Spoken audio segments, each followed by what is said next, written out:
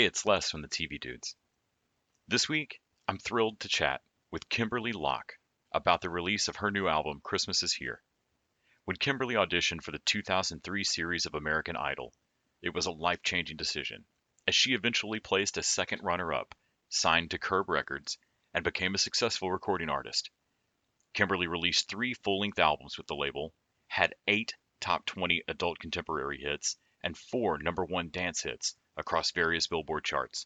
And her number 1 club hit, a remake of the Freda Payne classic Band of Gold, was included on Billboard's Top 50 Dance Songs of the Decade list.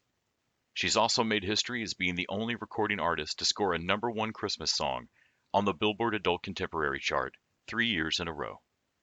We chat about all of that, and she talks about her plans for the album release concert, December 13th, 7 p.m. at Birdland Jazz. Tickets available in the link in the description. I hope you enjoy.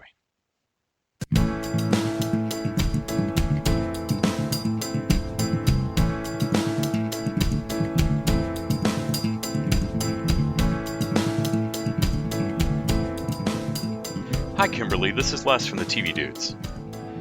Hi, Les. How are you? I'm doing great. Thank you so much for making time today. I really appreciate it. Yeah, thank you, guys. I appreciate it as well. So, absolutely loved the preview I got to hear of the new album, and of course, we're going to have to discuss that band, EMP3. It jumped out immediately of who is this band behind you. They're great. Can you talk a little bit about putting this all together? What was different for you? What keeps it fresh going into the studio for you? What were you wanting to do with this project? You know, it's so funny, Les. I haven't done a Christmas album since I think like 2000, I don't know, maybe somewhere around 2005, I guess. And so I felt like it was time. And so I just wanted to do some fun, obscure Christmas songs, right? Not the ones that everybody does all the time. And then, of course, we threw in a few originals, which, is always fun to do. And I have to tell you, I think that I trusted the band so much, and I think that they're amazing musicians. I actually said to them the other day, I said, it's funny how we went into the studio to record this project, and we didn't really talk about the feel or the vibe. It just kind of happened naturally. And that's what I love about EMP3 is that they are just 3 guys who love to play together. And that's actually how they got together. I think they were jamming out in the studio. And when they finished jamming out to whatever they were doing, they basically looked at each other and said, hey, do you want to be in a band? So I feel like that organic, natural, creative, that creative environment, it just really it's the same thing that happened on the Christmas album. We didn't really have a plan. I was really just focused on the songs and, giving people something, that they're familiar with, but not really, and putting a fresh twist on it. And are they going to back you? Are they going to be behind you at Birdland? You know what? Unfortunately, they're not. And I was really bummed about that. But with their schedules, I'm just not able to work it out. But it's going to be just as good. I've got John Miller, who is at Birdland on a regular basis. And I've got my musical director, Charles Santoro, and then our drummer, Eric, who also plays with me on my other show, which is with a 12-piece orchestra. Well, that's going to be absolutely great. And of course, everybody, your voice is fantastic. I mean, granted, this is going to speak to how long ago I've watched American Idol, but I remember your year, which was a heck of a tough year. I mean, even if there's, years there where folks don't know the American Idol finalists, I think your year, the whole country did. I think we're all aware of all 3 of you. Yeah. Can you talk a little bit about, did you feel ever that there was a shift between, well, I know how to practice singing and I know how to sing, and you were obviously in high school, or school choirs that had, an intensive amount of practice. But was there a moment where you feel like you went pro, not just in opportunity, but in your take on it, feeling like you were, what, I'm waking up to sing now. This is what I'm doing with my day. I just want to say thank you for asking that question, because it's such a great question and it's really relevant to where I am now in my life and my career. And I have to tell you, like, there was a time I took several years off. I didn't do any singing because I felt like I needed to figure out really, who I was and what I wanted to do. And, it was not the best time, a little bit scary, but definitely necessary for me to kind of, really figure out, what are you doing? Are you phoning it in, or is this like what you really want to do? And so I feel like now at this particular time in my life, probably over the last 3 or 4 years, I'm singing my best. And when I show up, I'm showing up differently. And I don't know, I've said to some of my peers in the industry, I don't know if that's age or experience or what, but it's a very real thing. And I feel myself, I'm singing at a different level, not that, anything has changed, on the exterior or with, well, I guess things have changed, life has a way of changing you, right? Mm-hmm. So I feel like now when I show up, I'm showing up as my authentic self, and I'm singing the songs that I love, and I'm connecting. And that's really what it's always been about for me. Can I connect with the people? And I think that's why I needed to take a break from, what I was doing a while ago, because I wasn't connecting, and that's really important. And I've done some shows recently, and I'm hitting a home run, if I can say so myself. And it just feels really good when you finish a show and people come up to you and they're like, "Oh my gosh, you had me in tears. I remember that song, and this is what that song means to me." And you conveyed it beautifully. Because I feel like as a singer, that's what I really want to do, and that's what it's really all about. Yeah, and that kind of leads into my next question. I feel like, well, with Christmas songs, I mean, there's these classics. There's the American Songbook.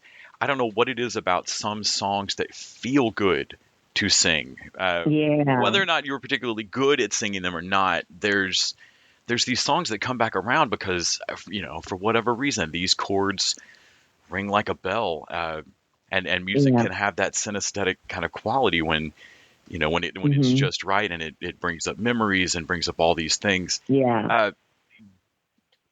Do you have things that, regardless of what you might choose to be on a next album, do you have songs that you just come back to where that's just fun to sing in the kitchen? Absolutely. Like, funny enough, I was at a wedding this weekend in the city, and they played Whitney Houston, "I Want to Dance with Somebody." I was at a wedding 2 weeks ago and they played that. Yes. And when I tell you, everybody was singing at the top of their lungs and dancing and just having a good time. And I just remember looking around and taking a moment of, oh my gosh, look at this. That's impact, right? Mm-hmm. That's connection. That's why we do what we do. That's why Whitney was Whitney, because for whatever reason, whether you can sing or not, as you said, no matter how well you sing, it's just, there are some songs that just resonate with people on a soul level. So I absolutely have my songs that, and they cross all genres, they're not genre specific. I just think there's some songs and, there's some songwriters and singers that when they delivered, it just, like Whitney Houston, "I Want to Dance with Somebody," or "I Will Always Love You." Like, those songs just really, they ring the bell for people. Well, and like with "I Will Always Love You," there's times where singers can take a cover of a song that is magical in its original version and put their spin on it and just absolutely Yeah. knock it out. I mean, I uh, was not familiar with Freda Payne's original of Band of Gold, but I know yours, and you kill it. Uh, Oh, thank you. and so when you're choosing songs, do you ever find yourself having to walk that line between, oh my gosh, this is how this classic phrasing would have gone, but that doesn't quite fit me. I got to do it like this. Absolutely. And I think that's the challenge when you're doing a cover. When I was younger, my favorite thing to say was, if you can't do the cover justice, you're not going to rewrite the song and make it any better than the original, right? So I used to get a little frustrated with people who would cover songs and just, in my opinion at that time, maybe destroy them, right? But now what I have a totally, as you live and you learn and you grow, I realize that that's the beauty of it all. Taking a piece of music that is already, it's already so popular and people already love it. And that's kind of the challenge. It's like, can you reinterpret this piece of music and make it just as good? You know what I'm saying? Like, that's the challenge, because when you do covers, like I remember doing the Freda Payne cover and I was like, okay, so I got to do this justice because it's already been a hit. Freda Payne already nailed it. So what do I bring to the song? And I think what I brought was, my true self, which is I'm a belter, right? And back when I did Band of Gold, it was remixed a lot of times. I was going to say 15 times, but that's probably not true. It's probably way more than 15 times. And it became a club hit. So, it was actually a hit on the AC charts and the club charts. So, I was able to take that piece of music and breathe new life into it. And I think that's what it's really about, to keep the music going and to keep the versions that we love, to remake them and make them current and relevant so that they continue to, flourish and people can still get familiar with the great hits that we all love. Yeah. Yeah. And I mean, we see it on movies, on television. We're in this huge era of remaking everything, it seems. And oh yeah. And that used to really bother me, but I honestly, I feel like there's a really great game to it of finding what was the spine of that. What was really beyond the trappings of the 60s or 70s or whenever the original thing was done. What was the thing that rang that bell for everybody? And right. Sometimes people don't find, I see a remake happen and go, yeah, we disagree on what was good about the original of that. Yeah. But sometimes they really reveal to you what was the core of this. And I think that's great. And yeah. like you were saying earlier, of having to take some time in the wilderness and figure out, how you want to sing. I feel like when talent is something that we can exercise at a young age, there's always going to be a point in adulthood of wondering whether, this path that you started working towards when you were a kid is still, do you want to do this? Did somebody else want you to do this? Right. Do you still want to do that? Right. And there's always that kind of moment. When you came back into this, or having gotten to vary your career now and modeling and so much television, and in coaching now, what do you feel the spine of your creative output is now? Do you have a better sense now, having diversified, of kind of what your themes you like to hit, what you want to do with your artistic career? Yeah, it's such a true statement what you just said about, going into the wilderness and figuring it out. And, I think when I came out of the wilderness, I knew what was important to me, and that was I needed to inspire people no matter what I did. And that needs to be the common thread through everything that I do. And, what I did was I actually sat down and I said, okay, let's put all the cards on the table. What is it? What are you doing now that you need to stop doing because you're not enjoying it? And what do you want to keep doing? And I narrowed it down to like my top 3 things. So I have, coined myself or I have my tagline, the artist, the coach, the cook, right? Mm-hmm. So, those are all pretty obvious. And I feel like through all 3 of those things, the common thread is I'm inspiring people, whether I'm inspiring people artistically, or in the kitchen through food or through coaching, whether that's inspirational and motivational speaking or, working with an artist to help them elevate their brand or become a better performer. That's what it's all about. And, I'd already started my company, I Am Entertainment, and I Am Entertainment, a company for artists by artists. That's our tagline.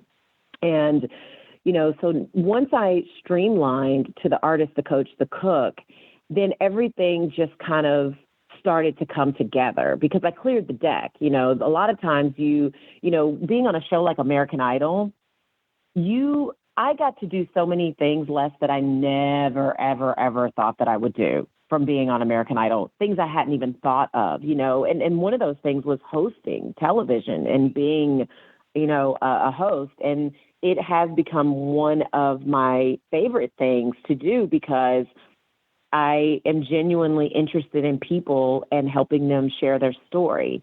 So for me, that's like the sweet spot, for me. But I think that it was a necessary part of my process that I had to, and as you said, I think all of us go through it to some degree. We all have that point in our lives where we have to stop down, take stock, reassess, regroup, and then move forward. And that's what came out of it for me, is that I realized that I needed to not only inspire others, but I needed to be inspired. If you're not inspired by the work that you do, how do you deliver it? How do I go on stage every night if I'm not feeling inspired myself? And that's an important aspect of it. And I think sometimes any business, the business of it all just kind of gets in the way sometimes. And so I think you have to also put that in its proper place so that you can continue to find your joy and the love for what you love to do. Yeah, I think that's a good way to put it. Sometimes that business side of the hustle of it can compartmentalize this passion that just wants to burst out, and you end up realizing that, I'm just kind of doing this like a calculator. This is why this is not resonating with an audience or people or. Yeah. And I think that's what scared me the most when I was like, okay, am I just phoning it in? Like, that was scary to me because that's not what I wanted to do, but I think it happened. Mm-hmm. It happened and I didn't even really know it had happened. And I think that was the part that I was like, okay, something has to change. I have to do something differently here. Yeah. And I think getting to recognize it yourself rather than inadvertently having your audience pointed out to you is a great thing. Oh, yeah. in anybody's life, whether it's a crowd pointing it out or your spouse, you should realize that you've lost a step there. Thank you so much for talking to me about all of this today. I really appreciate it. Of course, you're welcome. December 13th is a Monday, 7 p.m. Folks can catch you at Birdland Jazz Club if they're in New York area. And I am unfortunately not. Way in the dead center of Texas over here. So I will be listening to it. Oh, wow. Okay. Be listening to the album and your songs online. And I really appreciate your time today. Thank you. Thanks, Les. Have a great rest of your day. Bye.